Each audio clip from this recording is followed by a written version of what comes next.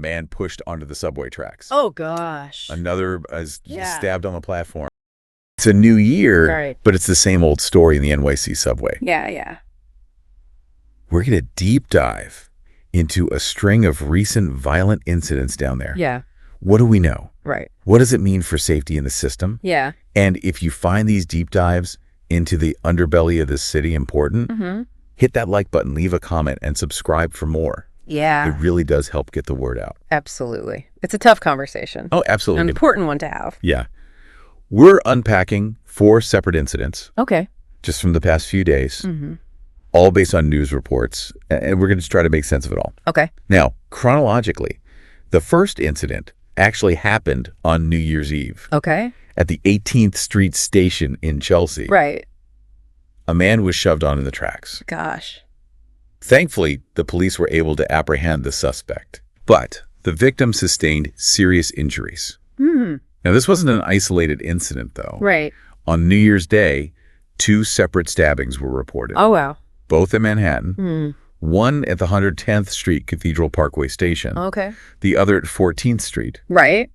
Details are scarce in both cases. Yeah. But we know 2 men were wounded and no arrests have been made. Okay. And then on January 2nd, we have another stabbing. Gosh. This time, the victim was an MTA worker. Wow. This happened during the morning rush hour at the Pelham Parkway station in the Bronx. Right. Can you imagine, like, just going about your job, Yeah. and then all of a sudden you're in a life or death struggle? That's scary. It's a stark reminder of just how vulnerable those transit workers are. Yeah, absolutely, yeah. This worker, a man in his 40s, was stabbed in the armpit Oh, wow. with some kind of sharp object after an argument escalated. Right. Thankfully, he's in stable condition at Jacobi Medical Center. Okay. Police are looking for a suspect described as a man with a dark complexion and a beard. Somewhere between 55 and 60 years old, last seen wearing a black hoodie and pants.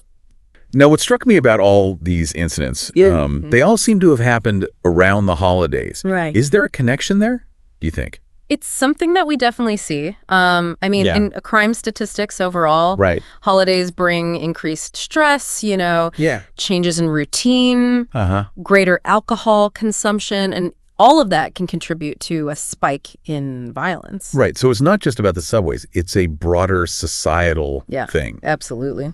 So we've got these individual stories, but what does it all add up to? Like, what does this say about the state of safety in the NYC subway right now? Well, I think it's a complicated question. Yeah. Are these just isolated incidents? Right. Or is there something more systemic going on? Yeah. And regardless of the frequency, how do these types of incidents impact, like, the perception of safety? Which is so vital for a public transportation system to function, Oh, right? absolutely, yeah. I mean, if people don't feel safe riding the subway, they're going to find other ways to get around. Yeah. And that has ripple effects on the entire city. Right. So what are your thoughts on the role of mental health in all of this? I think it's huge. It feels like that's a huge part of the equation that often gets overlooked. Absolutely, yeah. And what about potential solutions? We hear a lot about increasing police presence. Right. But is that truly effective? Yeah. What about better lighting in stations? Yeah. Or even more drastic measures like those platform screen doors that are common in other major cities? Right. Could investing in mental health resources play a preventative role? Yeah, potentially. There's so many factors to consider. It feels overwhelming, to be honest. Right. For anyone watching, I'm curious, what makes you feel safe or unsafe on the subway? Leave your thoughts in the comment. These incidents, they're a sobering reminder that even in a space as familiar as a subway, we're not immune to violence. Right.